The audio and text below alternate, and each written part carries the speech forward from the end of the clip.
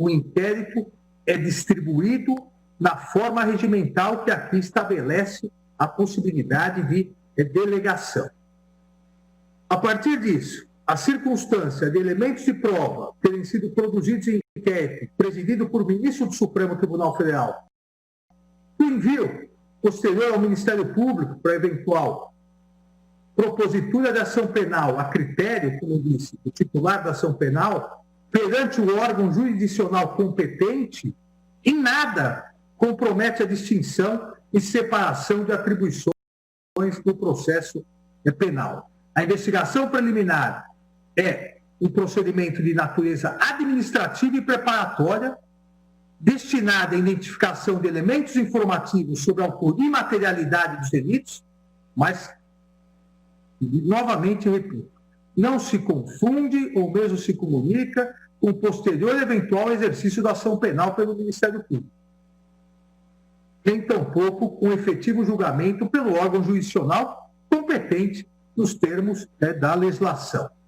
O artigo 43 do Regimento Interno, portanto, já recepcionado como lei ordinária, é plenamente constitucional, pois reitero que o dever institucional do presidente do Supremo Tribunal Federal em zelar pela intangibilidade das prerrogativas da Corte e de seus membros decorre diretamente do próprio texto constitucional, como importante garantia da efetividade da justiça constitucional, da independência do Poder Judiciário, da defesa da magistratura e da cláusula pétrea da separação de poderes. Não há, a meu ver, nenhuma dúvida sobre a constitucionalidade do artigo 43.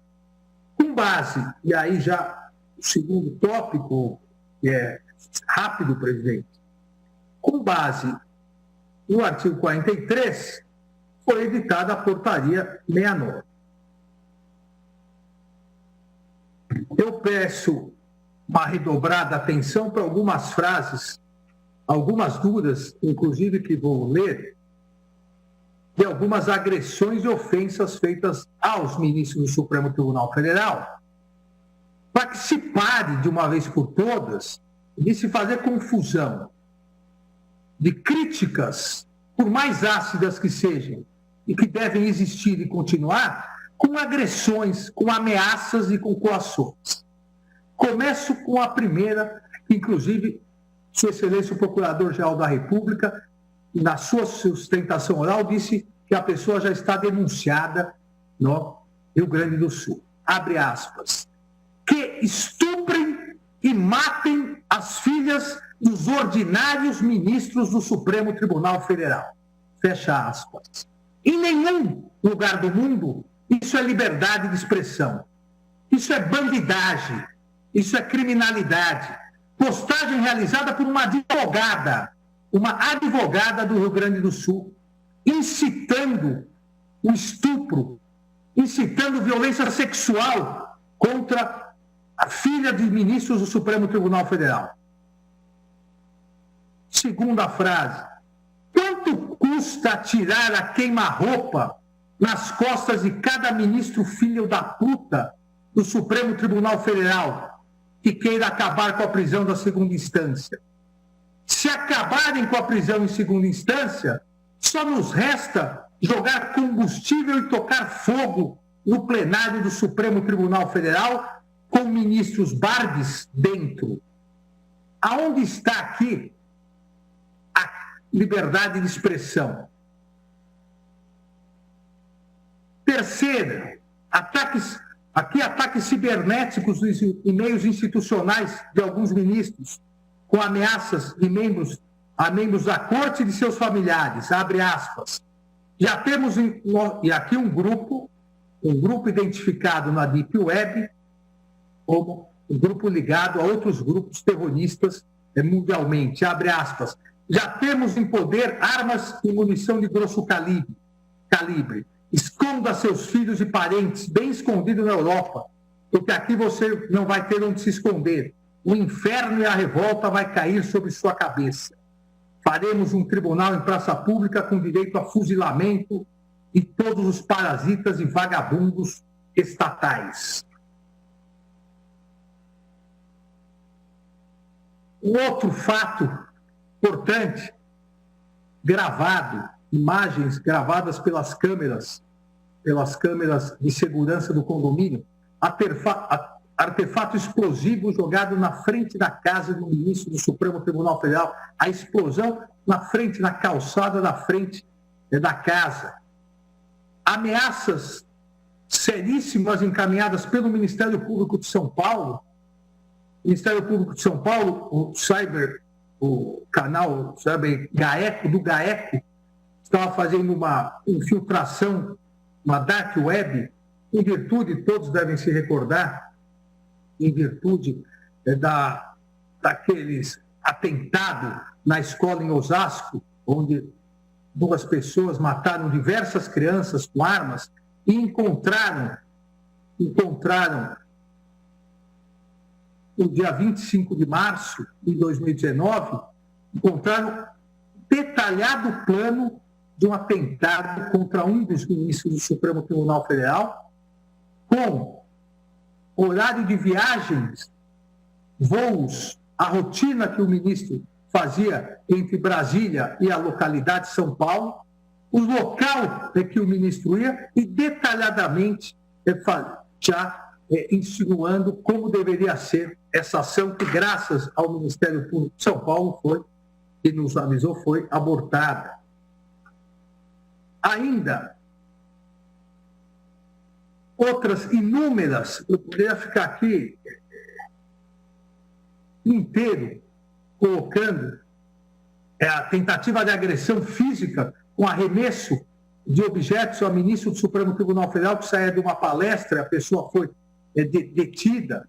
Outro site na Deep Web, e também é gravíssimo, com planta, foi apreendido o croquis da planta do Supremo Tribunal Federal, já para tentativa do atentado contra os ministros do Supremo Tribunal Federal. Ou seja, nenhum dos, agora, 72 inquéritos enviados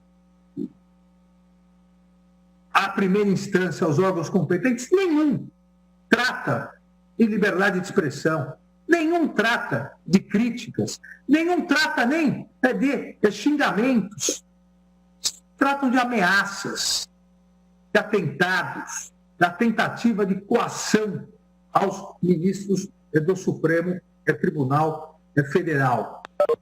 E o próprio inquérito depois, durante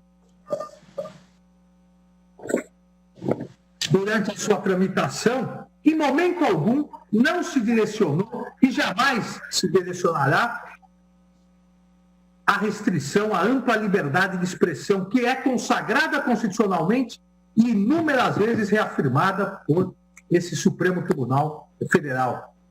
Tive a oportunidade de, como relator na ADI 4451, afirmar que a democracia não existirá e a livre participação política não florescerá onde a liberdade de expressão for ceifada, pois essa constitui condição essencial ao pluralismo de ideias e, por sua vez, é um valor estruturante do salutar funcionamento do sistema democrático. A livre discussão, a ampla participação política e o princípio democrático estão interligados com a liberdade de expressão. Agora, liberdade de expressão não se confunde com ameaça, com coação, com atentado. A Constituição consagra o binômio liberdade com responsabilidade. A Constituição não permite, de maneira irresponsável, a efetivação de abuso no exercício de um direito constitucionalmente consagrado. A Constituição não permite que criminosos se escondam sob o manto da liberdade de expressão, utilizando esse direito como verdadeiro escudo protetivo para a prática de discursos de ódio, discursos antidemocráticos, ameaças, agressões, para a prática de infrações penais e toda sorte de atividades ilícitas. Não é isso que a Constituição consagra. Liberdade de expressão não é liberdade de agressão. Liberdade de expressão não é liberdade de destruição da democracia das instituições e da honra alheia. Reitero aqui minha convicção de que não há democracia sem um poder judiciário forte, não há poder judiciário forte sem juízes independentes, altivos e seguros. E que liberdade de expressão não é liberdade de destruição da democracia. Para garantir a liberdade de expressão, para garantir a independência do poder judiciário, para garantir juízes independentes, altivos e seguros, o presidente da Corte, ministro Dias Toffoli, editou a portaria GP 69/2019, que foi específica e delimitou o objeto do inquérito posteriormente instaurado.